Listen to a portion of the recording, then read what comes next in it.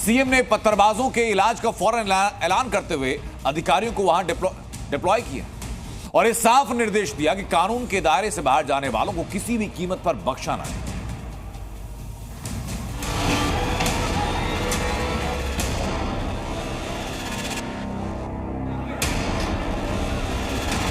बहराइच हिंसा ने यूपी की कानून व्यवस्था पर सवाल खड़े किए तो सीएम योगी भी एक्शन में आ गए और एक बार फिर साफ कर दिया कि सूबे में जो भी हिंसा फैलाए उसके खिलाफ सख्त से सख्त कार्रवाई की जाए। सीएम का निर्देश मिला तो सरकारी अमला फौरन हरकत में आया।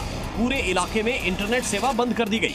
पीएसी की 6 बटालियन मौके पर तैनात कर दी गई और एसीएस होम समेत एडीजी अमिताभ यश मौके पर पहुंच गए और फुल एक्शन में नजर आए।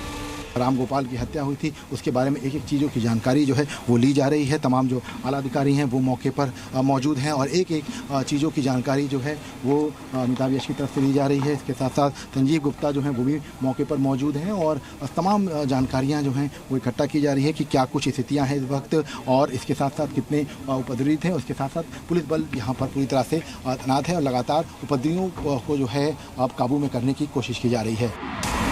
वहीं तनाव को देखते हुए चप्पे चप्पे पर भारी पुलिस फोर्स की तैनाती कर दी गई, जिन्होंने पूरे इलाके को छावनी में तब्दील कर दिया।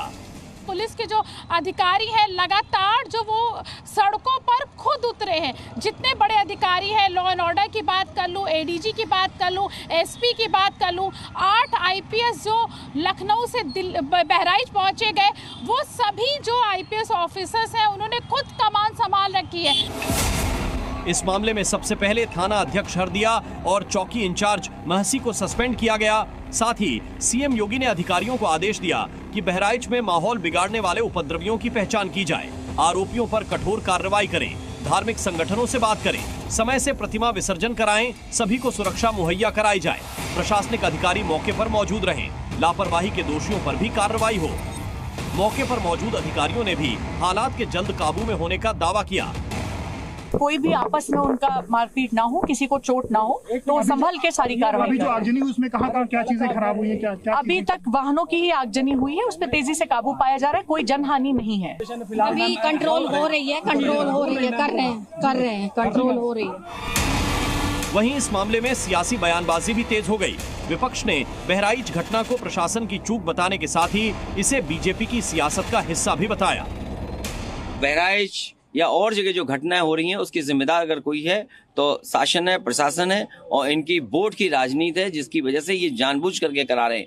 कभी किसी के खिलाफ स्टेटमेंट दिलवा देना, कभी टीवी चैनलों पे झगड़ा करा देना, ये इनकी सोची समझी चाल है। मैं जनता से अपील करूंगा कि भारतीय जनता पार्टी की चाल समझिए। ये नफरत या झगड़ा करा के ही समाज को बांट करके अपने राजनीतिक लाभ लेना चाहते। पूरे प्रदेश में जंगल राज कायम है। मैं पहले भी आप लोगों से कहा हूँ, फिर कह रहा हूँ, बहराइच के अंदर गोली चल रही है, वहाँ विवाद हो रहा है। बनारस में राम भक्तों पर हम वहाँ भरत मिलाप 481 साल पुरानी परंपरा पर कल राम भक्तों पर योगी जी की पुलिस ने लाठी चलाया। विपक्ष के आरोपों पर योगी सरकार ने भी साफ कर दिया कि कानून से खिलवाड़ की किसी को इजाजत नहीं और दोषियों को कड़ी से कड़ी सजा दी जाएगी। कानून से किसी को भी खिलवाड़ करने की इजाज़त नहीं है। जो भी दोषी होगा, जांच चल रही है, कड़ी कार्रवाई होगी। स्थिति सामान्य है और दोषियों की पहचान की जा रही है। अनुशासन का पालन करवाने में यदि पुलिस के अधिकारी कर्मचारियों को भी लापरवाही पाई गई तो उन पर भी कड़ी कार्रवाई। ये कौन सी शक्तियां हैं जो भारत को कमजोर करना चाहती हैं? आर्थिक आधार पर भी, सामाजिक आधार पर भी, सांस्कृतिक आधार पर भी। ये सब कहीं ना कहीं उन्हीं शक्तियों के टूल बने हुए हैं।